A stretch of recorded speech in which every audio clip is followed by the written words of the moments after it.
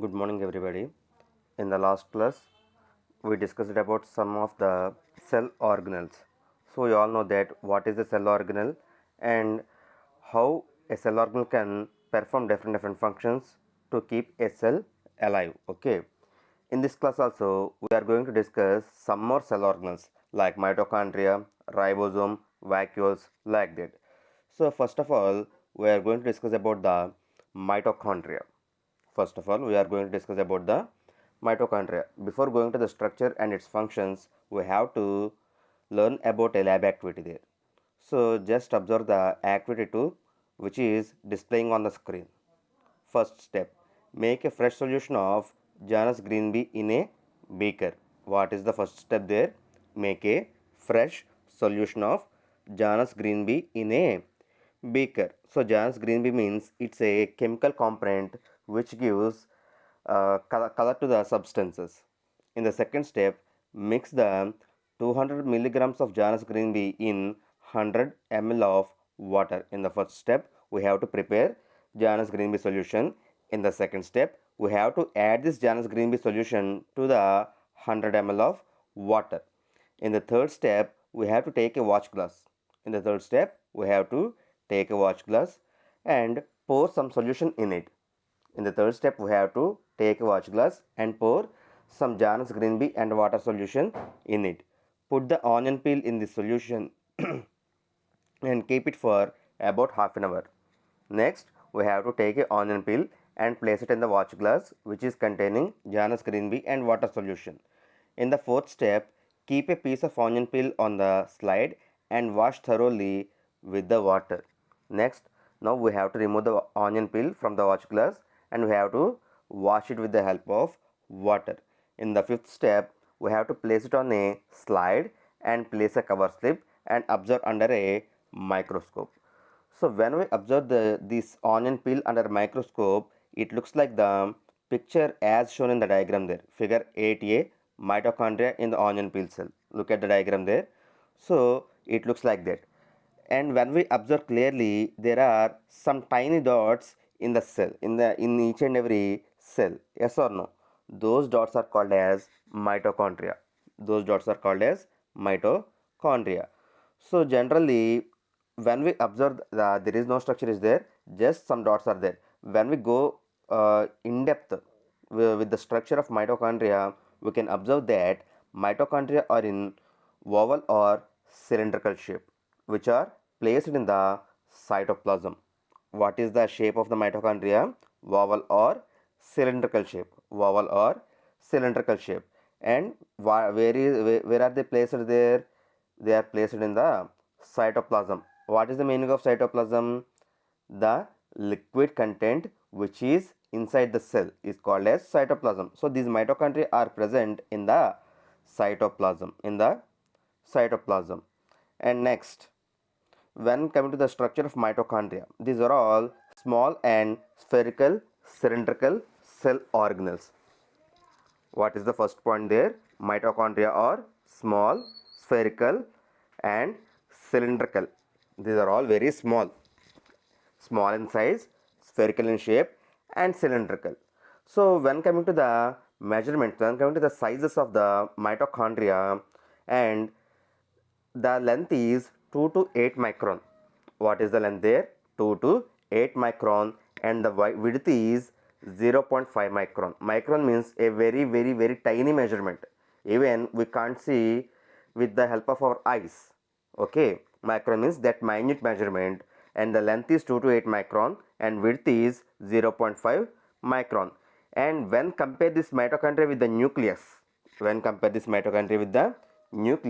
it is nearly 150 times smaller than the nucleus. It is nearly 150 times smaller, very smaller than the nucleus when compare the size of mitochondria with nucleus. Okay. Next, when we see under the optical microscope, these mitochondria appears as oval or cylindrical dots. As in the onion peel structure, the mitochondria are observed as some tiny dots in the each and every cell. Like that only, when we observe these mitochondria under microscope, these looks like oval or cylindrical dots. Okay. When coming to the case of electron microscope, when we observe the same mitochondria under the electron microscope, we can get in-depth information of the structure of mitochondria. Okay. When coming to structure of mitochondria, it contains two membranes. One is outer membrane, very simple, and there are no other structures in the outer membrane. And the second one is inner membrane. Second one is inner membrane. It contains some folds called cristae. Just observe the diagram. There are some folds which are called as cristae, and the space between these folds is called as matrix. So I'm repeating again. In the structure of microscope, in the in-depth structure of microscope, it can mitochondria. Mitochondria contains two membranes. One is outer membrane and second one is inner membrane. Okay, outer membrane is very simple and there is no other structures in it. But when come to the case of inner membrane, it shows some folds there. It shows some folds there. Those folds are called as cristae. Those folds are called as cristae, and the space between the folds cristae is called matrix. Okay, this is mitochondria and this is structure of mitochondria. When coming to the functions of mitochondria, it is chiefly responsible for the cell respiration. What is the main function there? Cell respiration. It's very simple, nothing but how we intake our intake oxygen and releases carbon dioxide. Like that only, each and every cell needs oxygen. It has to release carbon dioxide. So when we intake oxygen, blood carries that oxygen from lungs to the each and every tissue and cell of the human body. When the cell get the oxygen there with the help of blood, it releases carbon dioxide.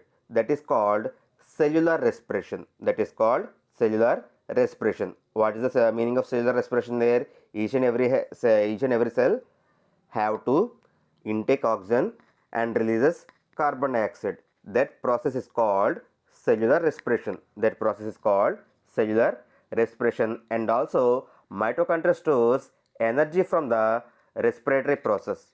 Mitochondria stores some kind of energy. That's why only mitochondria are called powerhouse of the cell. That's why only these mitochondria are called powerhouse of the cell. So this is about mitochondria. I think you all got it. Next, we are going to discuss about the ribosomes. So ribosomes.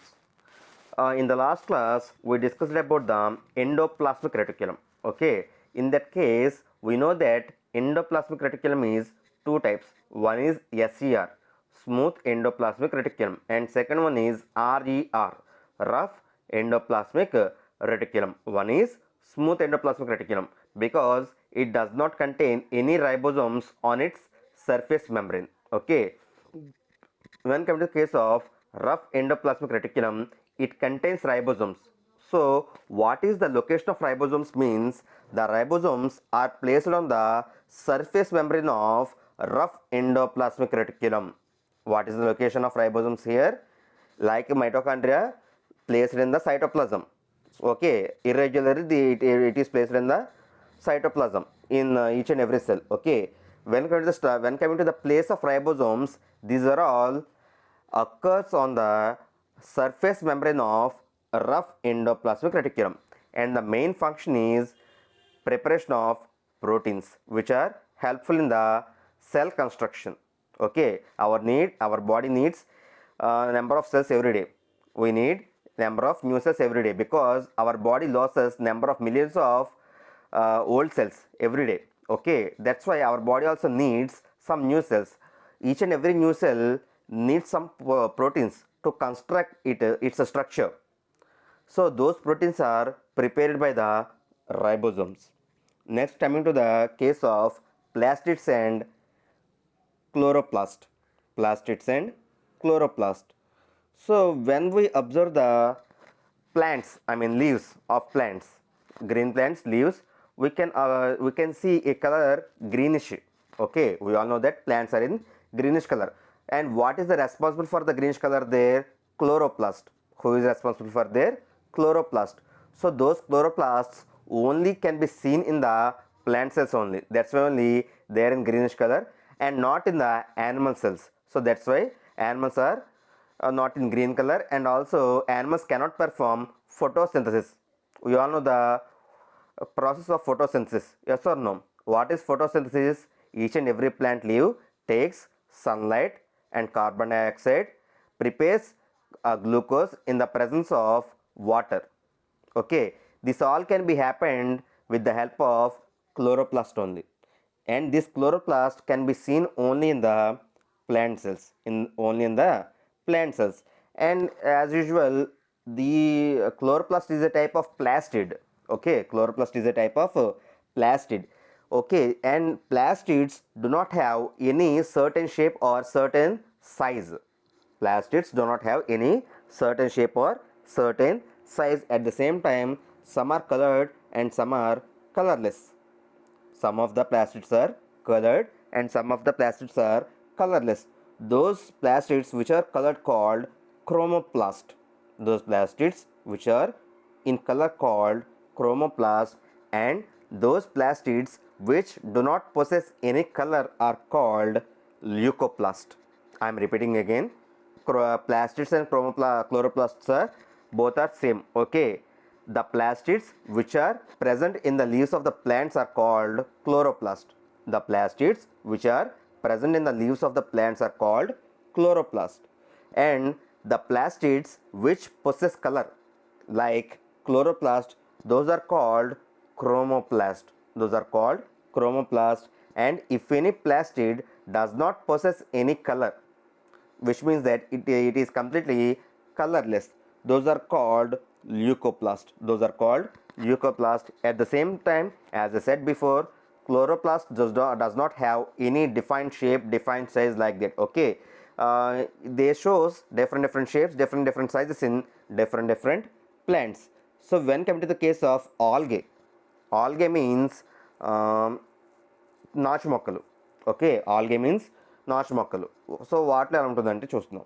So in algae these can be found as ladders, stars, spirals or reticulate. And what is the different shapes in the algae there? It can be look like a ladder. Its shape look like a ladder, or look like a star, look like a spiral shape, or reticulate. Reticulate means a net shaped. So chloroplast can be observed as different shapes in different plants. At the same time, in higher plants, the size of chloroplast can be vary between 4 to 10 micron. What is the size of chloroplast in the higher plants? 4 to 10 micron. And we all know that the main function of the chloroplast is to trap the sunlight to process the photosynthesis, to prepare glucose. What is the chief function of chloroplast there? To prepare glucose by trapping sunlight in the process of photosynthesis. This is about plastids and chloroplasts. Next, we are going to discuss about vacuole. Okay, before going to the topic, we have to observe again a lab activity. Look at the activity number 5, and the first step: take the leaf or stem of any succulent plant. What kind of plant there? Succulent plant. Succulent plant means desert plants. Okay, succulent plant means desert plant. First of all, we have to take a leaf or stem of any succulent plant. Second step: take thin cross section of stem of cactus in a watch glass containing water. We have to cut a small part from the stem or leaf from that plant and place it in a watch glass which is containing water. In the third step, we have to stain it with the dilute safranin solution. What is the third step there? We have to stain it with the dilute safranin solution. Saffron means it's nothing but a kind of artificial color pigment. Saffron means it's a kind of artificial color pigment which gives light pinkish color to the components. Next, we have to observe the cross section of the stem under a high power microscope. So when we observe this part under the microscope, we can observe some kind of empty spaces in the cells. we can observe some kind of empty spaces in the cells which are called as vacuoles. These vacuoles are completely a kind of fluid filled structures. In the desert plants, these vacuoles can store water. When coming to the case of animal cells, these vacuoles are small in size. When compared to the plant vacuoles, the animal vacuoles are small in size. At the same time, in larger plants, in mature plants, these vacuoles can occupy entire cell space. In the mature plants, these can occupy entire cell space. So this is about vacuoles. Till now we discussed about different cell organelles like cell membrane or plasma membrane, mitochondria, ribosomes, lysosomes, endoplasmic reticulum, vacuoles, chloroplast, like that. Okay, we are all seeing these structures under a microscope. Yes or no? We are all observing all these components under a microscope. So when we observe the image under the microscope, we can get only two-dimensional picture. Like a image, we can get some information like a image. Okay, it's just a two-dimensional, like it contains only length and width only, not its depth. We can't observe the depth of a cell. Just we can observe what is length, what is width, and what are the components placed between these length and widths, and we can get some information like that through a two-dimensional image.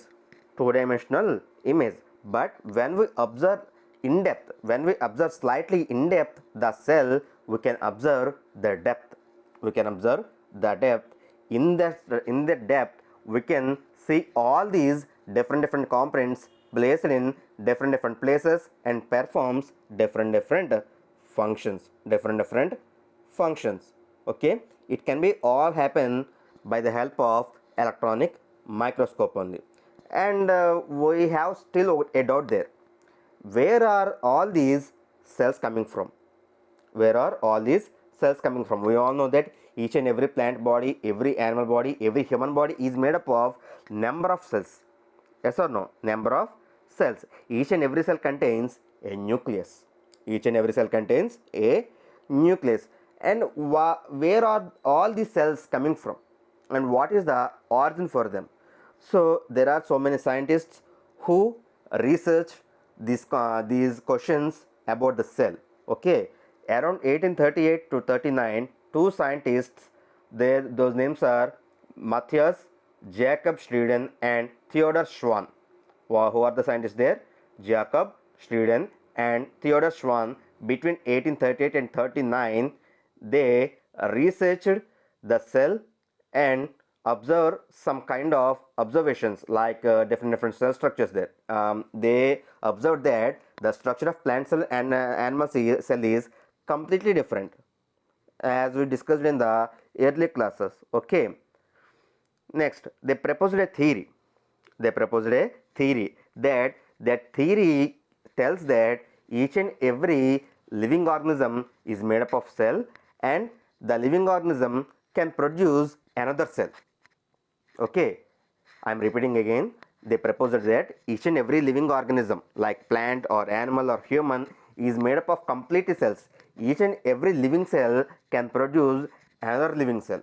So they proposed that the cells which existed now came from the cells which existed before. Those cells came from the which cells existed before that. So like that, the cells can produce new lively cells. Okay, after 200 years of gap, Robert Hooke proposed that some formulations in the cell theory.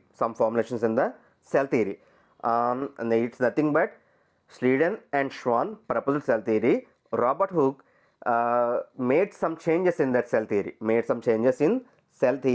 And there are mainly two principles are there.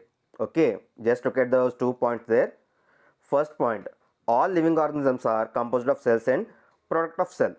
Okay, all living organisms, which means that every plant, animal and human is composed of different cells, and this entire body is product of a cell.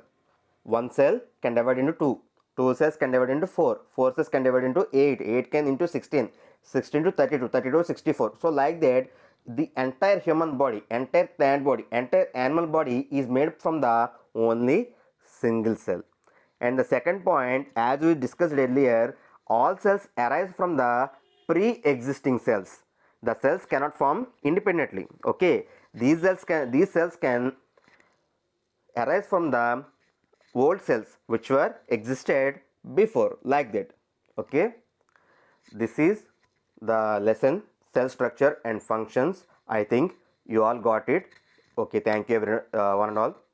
In the next week we will discuss another new lesson. Thank you one and all.